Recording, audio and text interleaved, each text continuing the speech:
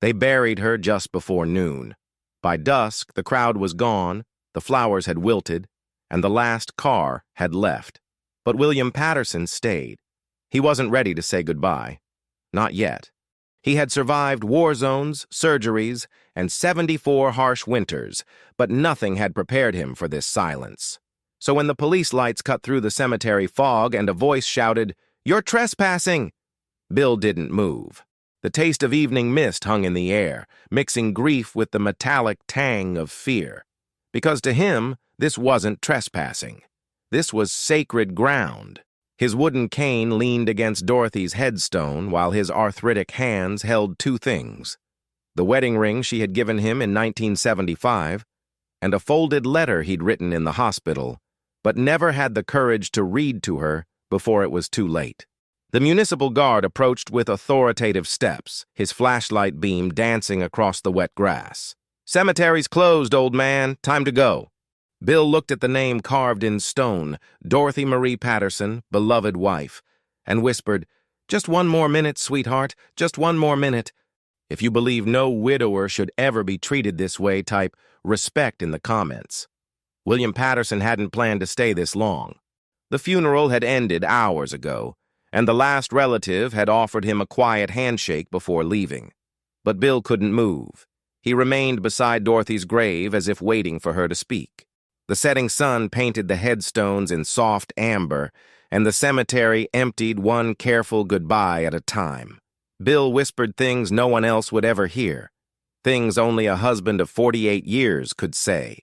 The suit he wore was the same one from their wedding, now loose around the waist and tight around the neck. It hadn't fit right in years, but it was the only one Dorothy always said made him look distinguished. Pinned to his lapel was his Purple Heart from Vietnam, half hidden by the collar. His left leg, shattered by shrapnel at Khe Sanh, ached more on cold days, and today was particularly frigid. Wind stirred the dry leaves around his shoes, but Bill didn't flinch. He had faced worse than wind. He once held a buddy's hand as he bled out in a crater, and somehow this felt even harder than that. The groundskeeper passed by once, slowing his cart, but said nothing. He'd seen Bill earlier and nodded. Some things don't need words. The gates clanged shut around 6 p.m., and the lanterns flickered on near the chapel. Still, Bill stayed. One last goodbye, he thought. Just one more moment. The letter in his hand contained something Dorothy had never seen. Words he'd written in the ICU during her final weeks when he knew she was leaving but couldn't accept it. He'd promised to read it to her, but never found the right moment. Now, maybe too late, he would read it aloud to the only person who still mattered. He unfolded the paper with shaking hands. The ink faded but legible. His voice cracked as he read the first line, barely louder than the wind. "Dorothy, my love, if you're hearing this..." The rest dissolved into the breeze, but then headlights, bright, unforgiving. A patrol car pulled slowly onto the path, tires crunching over gravel. The municipal guard who emerged was stocky, squared shoulders, maybe late 30s. Deputy Marcus Vale, his badge caught the lamplight as he strutted forward. Bill remained still, the damp earth squelching under his shoes. "What's your problem, Pops? Didn't you hear me?" Vale's voice cut through the evening air like broken glass. Bill blinked, then gently folded the letter. The paper crinkled softly between his fingers. "I was just finishing up," he said quietly. Vale stepped closer, his boots leaving deep prints in the soft cemetery soil. "Yeah? Well, finish faster. This ain't a hotel." Behind a distant oak tree, an elderly woman walking her dog slowed her pace, watching. Bill looked at Dorothy's name carved in stone, the letters blurred through tears. "Please, just one more minute." Vale laughed, short, sharp. "One more minute? How about one more second?" "I just need to finish reading this to her," Bill said, holding up the folded letter. His voice cracked on the word her. Vale snatched the letter from Bill's hands. "Love note? That's cute, Grandpa." He didn't open it, just waved it dismissively. Bill's breath caught. That letter contained words he'd never spoken aloud. Promises, fears, love that burned deeper than any shrapnel. "Please don't..." "Don't what?" Don't do my job? Vale folded his arms, the letter crushed in his fist. Maybe if you old-timers followed rules, we wouldn't have these problems. The woman with the dog had stopped completely now, her phone pressed to her ear. A jogger slowed to a walk, earbuds dangling. Bill lowered himself slowly to the bench by the headstone, his knees protesting with audible creaks. I'm not trying to cause trouble. Yeah. Well, you are. Vale keyed his radio. Got a vagrant refusing to leave municipal property. Hostile and non-compliant. Bill heard every word. The metallic taste in his mouth grew stronger. I'm not hostile. I'm just... Get up. Now. Vale reached into his coat with trembling fingers and pulled out his ID. William Patterson, Vietnam veteran. She was my wife for 48 years. Vale barely glanced at the card. Yeah? And I'm supposed to care because... He tossed the ID back at Bill, who fumbled to catch it. The witnesses were multiplying. The woman with the dog had her phone out, recording. The jogger whispered into his cell. A car had pulled over across the street. Vale's hand moved toward his belt, fingers brushing his handcuffs. Last warning, Grandpa. Bill didn't move from the bench. The cold stones seeped through his thin pants, chilling him to the bone. Please, I'll leave in just a moment. Vale stepped forward, his shadow falling across Dorothy's grave marker. Moments up. The metal cuffs caught the amber glow of the street lamp. Bill's breath stopped, creating a small cloud in the cold air. His arthritic fingers instinctively curled around Dorothy's wedding ring. When Vale clasped the first cuff around Bill's wrist, the sharp click echoed off the surrounding headstones. Something inside the old man didn't break. It just went quiet. He didn't speak, didn't resist, just let his mind drift to jungle heat and the distant sound of helicopters. The second cuff clicked shut. Vale yanked him upright, and Bill's cane clattered to the ground, the wooden handle bouncing once before settling against Dorothy's headstone. Come on, move it! Vale pushed him forward. Bill's left leg, the one that never healed right from the shrapnel, buckled slightly. He caught himself, but Vale misread the stumble. Stop resisting! Vale shoved harder. From across the growing crowd of witnesses, someone shouted, Hey, he's not resisting anything! But then everything changed. The distinct rhythm of military boots on pavement cut through the evening air like a drumbeat. Bill didn't need to turn around.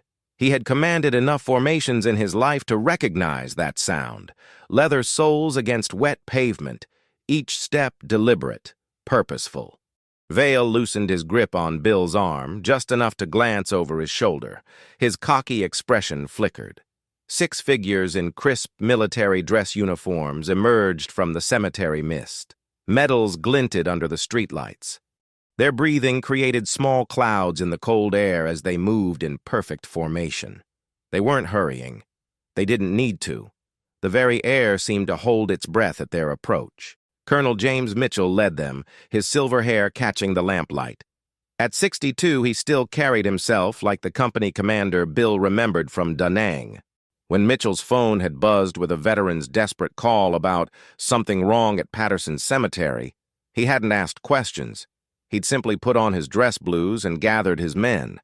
The colonel's eyes locked onto the scene. Bill in handcuffs, confused and small. Vale standing over him like a playground bully. A growing crowd of civilians recording everything. What the hell is going on here? Mitchell's voice cut through the evening like a blade. Vale straightened, trying to project authority. Sir, this is a municipal matter. I'm removing a trespasser. Mitchell stepped closer. Bill could smell the starch in his uniform, the familiar scent of military precision. Trespasser? Mitchell's gaze moved to Bill's face, then to the handcuffs. That man buried his wife today. I don't care if he buried the Pope. Rules are rules. From the crowd, someone called out, That's a Purple Heart recipient. Mitchell's jaw tightened. He looked at Bill, not at the cuffs, not at the patrol car, but into the old soldier's eyes. Bill gave the slightest nod. That was all Mitchell needed. What's the charge, Deputy? Mitchell stepped closer, his voice deadly calm. Vale's confidence cracked. Trespassing. He wouldn't leave when I told him to. Did he threaten you? Well, no, but assault anyone? No, sir, but he was being difficult, and then why? Mitchell's voice dropped to barely above a whisper. Is a 74-year-old widower in handcuffs? The crowd pressed closer. Phones captured every word. Vale's hand shook slightly as he reached for his keys. Look, I was just following procedure. Whose procedure? Mitchell's eyes flashed. Because I'm looking at a man who served his country, lost his wife today, and you've got him cuffed like a criminal. He gestured to Bill's medals, barely visible under his coat. You see those ribbons? Each one represents bloodshed for the freedom you're supposed to protect. Vale fumbled with the handcuff keys. The metal scraped against itself as his hands trembled. I didn't know. You didn't ask. Mitchell turned to Bill as the cuffs fell away. Red marks ringed the old man's wrists. Mr. Patterson, sir, would you like to finish your goodbye? Bill nodded, tears finally spilling over. Thank you, Colonel. The veterans formed a protective circle as Bill retrieved his letter from where Vale had dropped it. The paper was wrinkled but intact. Dorothy, he read aloud, his voice stronger now. If you're hearing this, it means I kept my promise. I'm here with you, reading the words I should have said when you could still hear them. You were my anchor, my courage, my reason to come home from every war. In the growing crowd, grown men wiped their eyes. Someone had brought a small American flag. Others bowed their heads in respect. Vale stood frozen at the edge of the circle, finally understanding what he had almost destroyed. Bill folded the letter slowly, kissed it, and tucked it into the flowers on Dorothy's grave. I made it home, sweetheart, he whispered. Mitchell didn't speak, but his hand rested gently on the old man's shoulder. They stayed there until the wind softened and the sky turned a shade darker. The veterans never moved. The badge didn't matter. The law didn't matter. Only the promise mattered. The promise that no one who served would ever be left behind. Not in battle, not in grief, not while brothers still stood. It wasn't about military protocol anymore. It was about something older, something sacred. Bill had come to say goodbye, and now, finally, he could. Surrounded by silence, surrounded by honor. The news would travel far by morning. Clips, headlines, outrage, apologies. But the real story wouldn't be about handcuffs or municipal regulations. It would be about a quiet march through cemetery gates, about the sound of medals clinking gently as justice arrived in dress blues, and the way 6 veterans reminded a nation what dignity still looks like. 3 weeks later, Bill returned to the cemetery, this time with a thick envelope pressed against his chest. The air was colder now, the leaves thinner, the sky a little grayer. He wore the same navy suit, freshly pressed, though the cuffs still bore faint creases from that day. The bench beside Dorothy's grave had been cleaned. Someone had left new flowers. Bill didn't know who. Maybe a neighbor. Maybe one of the veterans. He sat down slowly, joints creaking quietly beneath him, and placed the envelope in his lap. Inside were 6 handwritten letters, one for each veteran who had stood with him. He had written every word carefully, just as Dorothy had taught him. No rushed lines, no mistakes. Only respect. Each letter began the same way. I didn't know if I'd ever have brothers again until you walked through those gates. And from there, each one told the story only Bill could tell.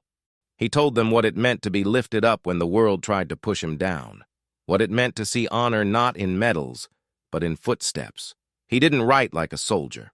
He wrote like a husband, a friend, a man who had been seen. As he finished folding the last letter, tears filled his eyes. Not from grief this time, but from gratitude. He looked at Dorothy's name, softly touched the stone, and whispered, "You were right, sweetheart. There's still good men left." The story had exploded within 48 hours. Footage from the cemetery was everywhere. Cell phone video showed the arrest, the handcuffs, the moment the veterans entered the gates. News anchors argued over policy, talk shows debated municipal training. But none of that mattered to Bill. He didn't care about hashtags or headlines. He cared that people had remembered what respect looked like. Vale faced an immediate internal review. His body cam footage was placed under scrutiny. Witnesses gave statements. Veterans sent emails. Some demanded justice, others offered forgiveness. The municipal department issued a public apology and quietly placed Vale on administrative leave. But Bill never asked for punishment, only understanding. New protocols were introduced within weeks. Guards were now required to call a supervisor before arresting anyone over 65 for a nonviolent infraction. Training was revised. Crisis counselors were added to shift rotations. But for Bill, the real reform had already happened when 6 men proved that service doesn't expire with age or rank. Letters poured into Bill's mailbox. From veterans, from strangers, from widows and children and fellow soldiers. Some were short. You reminded me of my dad. Others told stories of lost spouses, of folded flags, of silent grief no one had noticed until now.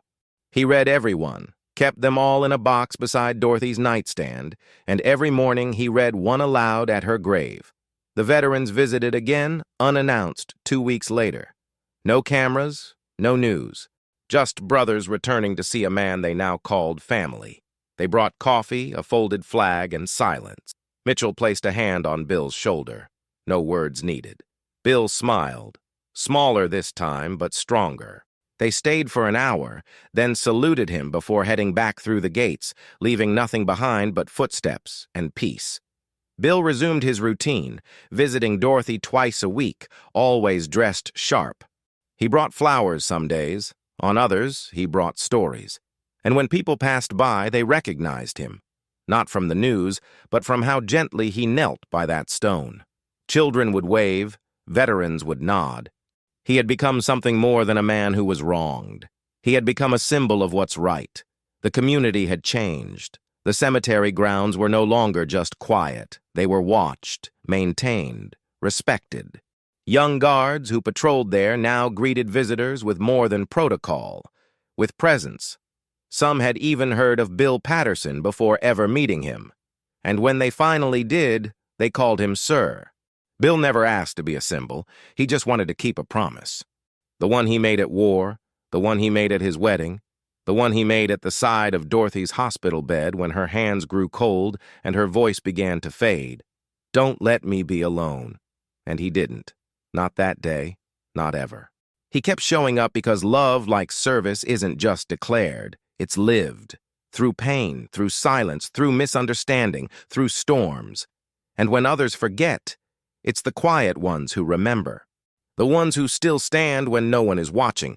The ones who stay after the gates are locked. Bill didn't need a parade. He didn't want revenge. He just wanted to finish his goodbye. The kind of goodbye that can't be rushed or scripted. The kind that takes everything you have and gives something back. Something lasting. Something real. Dorothy's grave became a landmark, not because of her name, but because of what happened beside it. Because of who knelt there, because of who stood, and because the world saw what honor looks like when it's wrapped in a navy suit and a trembling hand. Months passed. The story faded from the news, as they always do. But in homes across the country, people remembered. And in one small town, an old man with a cane and a medal kept walking the same path, week after week, with a heart still full of words and a ring still tucked inside his coat. Bill knew he wouldn't have many more years to make the trip. His body was slower, his steps shorter, but each one still mattered, because every step said, I'm still here and she still matters. That to him was everything. That was the oath no uniform could revoke.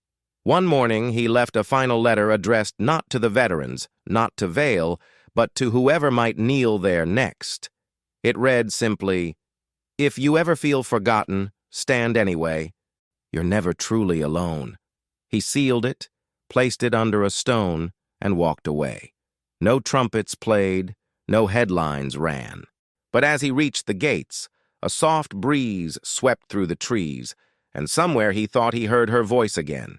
Laughing, whispering, proud.